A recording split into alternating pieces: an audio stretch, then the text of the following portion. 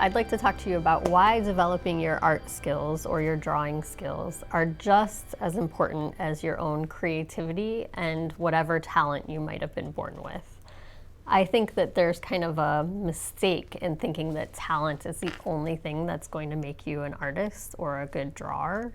Really, the way that I see it is that whenever the young students come into my classroom, typically it's because they want lessons. Their parents realize that they have this talent with drawing, this innate ability that they were born with.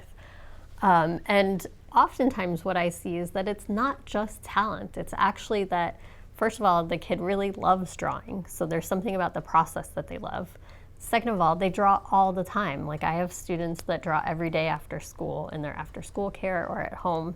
And so they're actually getting practice much more than the rest of us are because they're doing it all the time.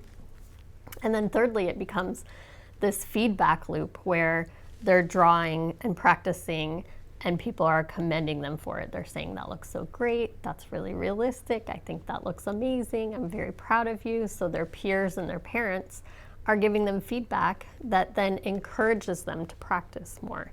So I really think that early talent is really just lots of practice. And even if you don't have the talent, you can do the practice. So in that way, I think practice and putting pencil to paper is much more important than whatever skills you were just naturally born with. Talent without discipline is like an octopus on roller skates. There's plenty of movement, but you never know if it's going to be forward, backward, or sideways. H. Jackson Brown, Jr.